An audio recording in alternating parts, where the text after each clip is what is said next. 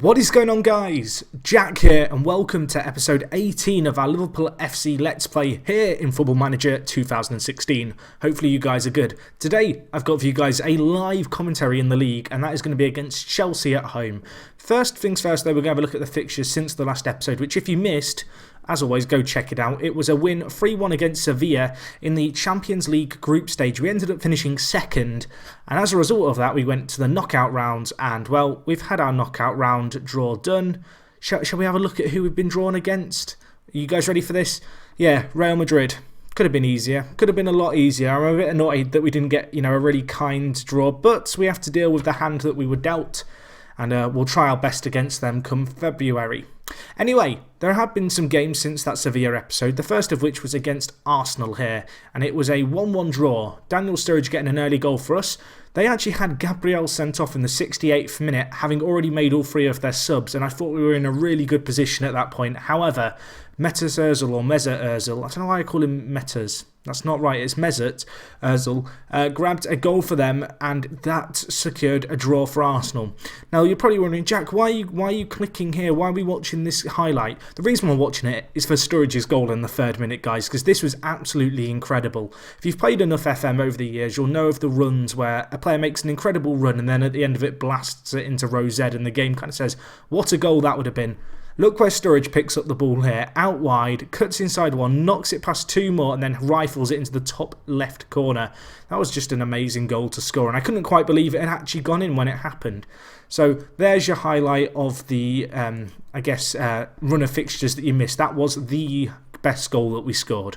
Anyway, the next game was in the Capital One Cup quarter-finals where we beat Fulham 3-1. It's the first time in this competition that we've not gone to extra time, which was quite nice. Gabriel Barbosa grabbing a hat-trick, equally good.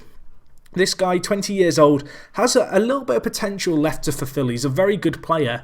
And for him to get a hat-trick was particularly pleasing. He's not been a standout player for us this year, certainly. Only 1 goal in 13 league games. But the hat-trick in this Capital One Cup game was very pleasing, and hopefully he can build off that. So we are into the semi-final of that, and that is going to be against Newcastle. So I think next episode we'll probably do the first leg of that game. So that's something to look forward to there. Anyway, the next game was in the league. It was actually a defeat, and it was a really disappointing one as we lost 1-0 against Everton. Lukaku getting a first half goal for Everton. Unfortunately for us, Kurt Zouma lost his head. He was sent off, which was really disappointing because Kurt Zouma's been a fantastic player for us this year, but he really let us down here and puts us in a precarious situation. And, well, in reality, when you're a man down away from home, it's always going to be tricky, and the game ended up finishing 1-0. So we lost the Merseyside derby, which was very, very disappointing to say the least. Following on from this, we did, however, bounce back. Another red card, ill-disciplined, sneaking into our game a little bit, but Christian Benteke with a goal that secured us a fairly comfortable win against West Brom in that home game. The next game was again at home. Again, the 1-goal lead kind of margin was what we won it by. And as you can see here, Sturridge grabbing 2 goals, both in the first half. Andy Carroll did score for West Ham, obviously, against his former club in us. But Sturridge with 2, and we won 2-1. Daniel Sturridge, he's been coming into form of late a little bit lately. If we look at his player profile, which I've now lost because I'm not capable of clicking very well. But if we look at it here, you can see average rating in the last few games, 7.73 for him. And he's also got 2 goals and 2 assists. So he's been in some pretty decent form. Nice performance there. And then the last fixture of this run of results was against Crystal Palace, a team who, to be fair, have been going very strong in the league. It wasn't that long ago they were 5th, I believe, in the Premier League. But as you can see here, a 5-2 away win was fantastic to get. It could have been it should have been 5-1. We conceded a late goal, as you can see. It was a game full of loads of chances, but we were a lot more clinical. Jordan Henderson getting a goal, which is good for him. The box-to-box midfielder is certainly a key player for us. But he's not had a massive impact on our games. You can see this year he's already improved over what he did last year. Last season was a tough year for him, with him missing pretty much the first half with injury. Anyway, other performers who did well in this game, Alexander Lacazette, the French international, now 11 goals in 17 games and 7 assists. That's a fantastic return by him, a 7.57 average rating in the league. And also Coutinho grabbing a brace, which is pleasing for him. He's not the best finisher with only 12 finishing. But he manages to get himself into the key important areas for us and work his magic, the little creative genius. As you can see, so far this year, 4 goals and 5 assists. I kind of was hoping the assists would be a little bit higher than that, but he's just not quite hit the ground running like he did last year. Last year, of course, he did have that long-term, I think it was a thigh injury. Oh, yeah, a torn hamstring even. He tore his hamstring and was out for 3 months last season, which kind of impacted his end-of-season run, and I was hoping he might, have the form he started off last season with. Unfortunately, that's not really been the case. So those are the results. If we look at the league table now, you can see we find ourselves in second place here on 40 points. Arsenal are top of the league on 41 points. Of course, we drew against them. In third is Tottenham with the same amount of points as us and the same goal difference. We are ahead of them based on the fact we've scored more. Man City on 39 points here sit in fourth. And in fifth, the team we're taking on today are Chelsea, who sit on 32 points. Also, Manchester United on 31. They've mounted a little bit of a recovery in recent times. Van Gaal still leading them there. So, let's get into today's game. We're taking on a Chelsea side who, as you can see looking at this, not been in the best form of late. 2 draws and a defeat in their last 3 games. So I'm hoping we can do okay here. In terms of team news, I don't think there's any injuries, which is a very rare occurrence for us. We've got a few of the guys who are out on loan in South America coming back, and a few of them are certainly going to be playing for us. We have Mamana, who is coming back from his loan, the Argentine, a player who I'm certainly going to try and bed in some first-team football this year, the 20-year-old player. He's had a very good season in Argentina, really. Perhaps not the best average ratings, but he's done a job for us nevertheless. A 6.95 average rating for him. And the other player who, of course, is on loan in Argentina is Andre Cubas, and this guy has developed amazingly on his loan. He's 20 years old. You can see really good defensive and mental players, some good composure, just an ideal roaming playmaker, I think. I think this is where we're going to train him. His strength and his finishing let him down, as does his balance. But he's just such a well-rounded centre midfielder. He's only 20 years old. You can see he's got a little bit of potential that he could possibly fulfil. And his high work rate's really going to lend him well to being a really mobile centre mid for us. So I'm looking forward to having him back from his loan. And he's a player who may well feature in the first team fairly regularly, come the turn of the new year. So a player to look forward to having in the side. The other player on loan, Vlasic, who's in the under-21s, he's doing okay at the moment. He had a bit of an injury at Marseille. As you can see though, playing regular first-team football, which is only ever going to aid his development. In terms of first-team players out on loan, Tielemans is on loan at Augsburg, of course, in Germany. Played 17 games for them again. He's not had a massively successful spell so far, but he's playing regular football for them, which is important for his development. And the other 2 players out on loan, we have Breel Mbolo, who of course is on loan at Bournemouth. I say of course, I don't know if I mentioned that last episode, the fact that we loaned him out to the Championship side. But as you can see, very successful initial loan spell. We've now loaned him to them to the end of the season. I'm hoping he's going to kind of get regular first team football. He's been thriving under that, and come next year he'll be playing either for us or certainly on loan at another Premier League team. But you can see here he's developing well, 19 years old, still loads of time to, I guess, improve, and he looks fantastic. One other player, Cataldi, who of course we signed for £20 million last year. He's on loan at Villarreal. He's doing okay at the moment. 3 goals and 4 assists for a centre mid isn't too shabby at all, really. But he did have a long-term injury. I believe he was out for just over a month. Yeah, you can see here, sprained his ankle, out for 6 weeks. That was pretty bad. But hopefully that's behind him, and hopefully now he can get some regular first-team football in Spain and come back next year and really challenge for a first-team spot. So that's the team. In terms of our tactics and stuff for this game, I think we're pretty much at full strength. I'm now just having a quick check. Witsel, not 100% fit. He's still coming back from a minor injury that he had. I'm trying to remember what the injury was now. It was a calf strain. He was only out for 2 weeks, but he's still on the recovery from that. Bazor, I'm tempted to bring in, and I don't know, I might even play him ahead of Joe Allen, to be honest. I feel like we need to give younger players like Bazor first-team football in order to develop. As you can see, he's not been performing too great in training lately. Hopefully that's only a minor blip. But first-team football is certainly going to help with that. So I think we'll make that change there. Other than that, I'm pretty happy with the team. Firmino, not quite at full fitness yet. Been out, obviously, for quite a while, really. As you can see, strained knee ligaments, out for 5 weeks. So he's almost back from them, the 25-year-old. He's not looking too good, if I'm honest. You can see his physicals have really taken a hit. A player who I might move on this summer, just depending on how things go, because whilst he's been an okay player for us, you can see last year 7 goals and 8 assists, and even this season I guess 5 goals and 11. He's just struggled to have a consistent spell in the first team because of various little injuries and minor setbacks. But anyway, let's submit the team that we have here. I'm pretty happy with it. We're taking on Chelsea today at home. A big game for us. If we were to win here, we would extend our lead over Chelsea, who were in 5th, to, how many points would it be? It'd be to 11 points, which would be pretty darn decent. This game will also mark the halfway point in the season, so it'll be interesting to see where we find ourselves at. And, you know, we're going to have to see how we get on. And hopefully we can put in a good performance. It's going to be interesting because both teams play very narrow. I think this is an interesting signing. I just want to draw your attention to it. This guy, Lucas Prato, Chelsea signed him. He's 28 years old. He's not young, but they signed him from Atletico Mineiro, I want to say. That's how you say that name. If I pronounced that horrifically, I'm sorry to my Brazilian viewers. I know there's a few of you guys. But he's a really good striker. He might be worth checking out in your own saves if you're looking for a cheaper, I guess, option in the final third. He's not young, though, I guess, at 28, but looks pretty decent. But anyway, let's focus on the game here. As I said, we're playing pretty similar formations, which is going to be fairly interesting. I'm going to encourage the players here. Tell them to relax and the result will come. I'm also going to just tell them all that I've got faith in them. This is a big game for us. A win here would see us at the halfway point being at least 3rd place in the league. Obviously, goal difference to Spurs is a factor. That means we could slip slightly down the league despite winning. But we've had a fantastic start to the season, and to cap off the first half, I guess, with a good result here would be ideal. I didn't really know what my expectations were for the season, kind of on a personal note. Obviously, the board of directors wanted us to finish top 4. That's still really the aim. Anything above that would really be a bonus. I kind of see the team that I've got now as a team that's capable of winning the Premier League maybe in 2 seasons' time. So not next season, but the season after. We've got some good young players, but I'm kind of trying to emphasise their development by playing them regularly, which somewhat hinders us short term.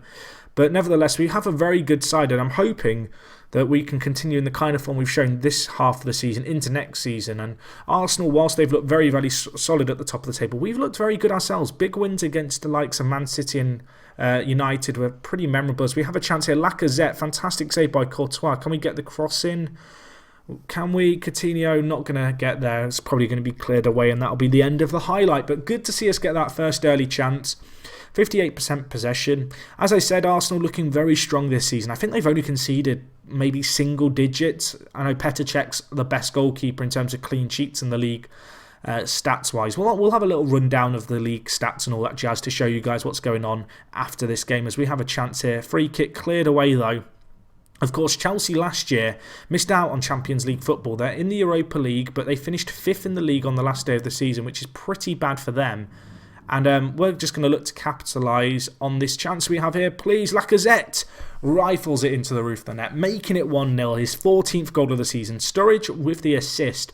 Really nice link-up play. Those two guys, Sturridge and Lacazette, starting to build up a little bit of a kind of partnership. They're two similar players in a lot of way, both very fast. I guess Lacazette is a little bit more of a creator, whereas Sturridge is very much all about his finishing and his kind of raw attacking prowess.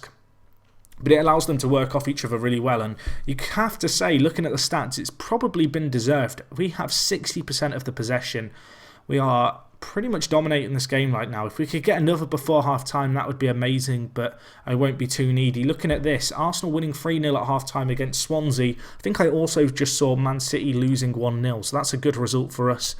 I'm going to tell the players things are going well, but you're capable of even better. I just want to encourage the players at this point. But yeah, we're looking pretty good at the moment against a fairly strong Chelsea team. Although they've been out of form of late, prior to this kind of 3-match run where they've not won and they've drawn 2 and lost 1, they have been kind of surging up the league somewhat, because there was a period where they were kind of way off the pace. Sturridge wants to go off. He's got an injury. So we're going to make the change. I'm going to bring on Gabriel Barbosa, who, for my money, is probably not our 3rd best striker. You know, I'd probably say Ings and Benteke are better than him. But Gabriel Barbosa is a young player, and he has the potential to be, you know, as good as, if not better than Lacazette and Sturridge. Game time's going to be vital for all that. And he is more than capable of finishing chances. And now he's going to try and prove it to me, maybe. Please prove my point. Gabriel, he's had a chance. Keeper parried it. To be fair, he hit the target. Can we whip in the ball here? Lacazette cleared away for the corner. That was a chance of Gabriel Barbosa.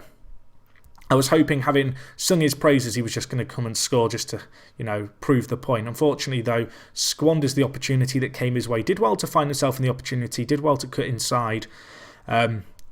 And whilst the result stays, or rather whilst the score stays at 1-0, I'm not super comfortable as Kurt Zouma scores against his former club, the French international, with his first ever goal for the club, and what a time to get it. I was about to comment on the fact Gabriel Barbosa's miss, would we live to regret it? Well, if Kurt Zouma can leap like a gazelle like that and just head it past Courtois, who should probably do better, maybe we won't live to regret that Gabriel Barbosa chance. What a goal that was. Kurt Zouma, really pleasing to see him get his first goal as a centre-back from a corner. He's a good player in the air and I'm surprised it hasn't come sooner. But to get it against his former club in a big game like this is particularly pleasing. We have got to stay switched on though, because there is still half an hour left of this game. It's still fairly early on in the second half in reality, although we're bringing the ball forward here. Bazoa looking to thread through someone. I'm not sure who he was trying to pass it to, but he's given it straight to Azpilicueta. Now Eden Hazard cutting inside, probably Chelsea's best player. In fact, I know statistically in terms of his current ability in game, he's that Chelsea's best player at the start of the savers. Now Prato scores for Chelsea. Well, I drew your attention to him at the start of the game as a player, maybe to keep an eye out on a slightly odd player who I certainly don't recognise from last year's FM as being a player to keep out an eye on, and he scored there for Chelsea. And that is pretty disappointing, it's fair to say. We have 20 minutes left.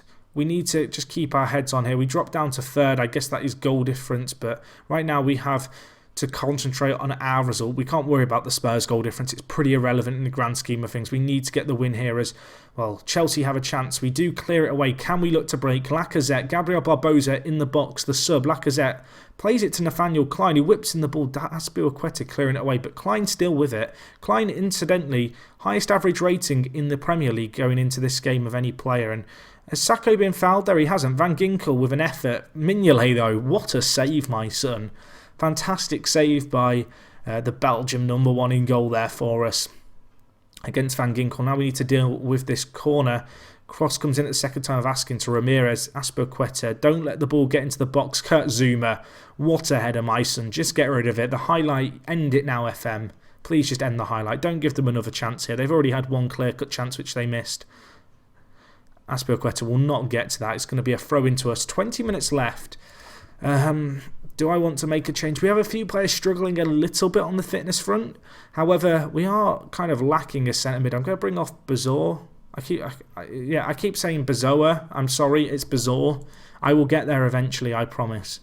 But we're going to bring on Joe Allen for him. Just get some fresh legs in that box-to-box midfielder role. It's quite an important role to kind of be able to maintain your mobility. And as Chelsea are going to bring it forward here. Moreno, though, good clearance, but only as far as Azpilicueta. We need to defend well in the dying embers of this game. 20 minutes left. I say dying embers.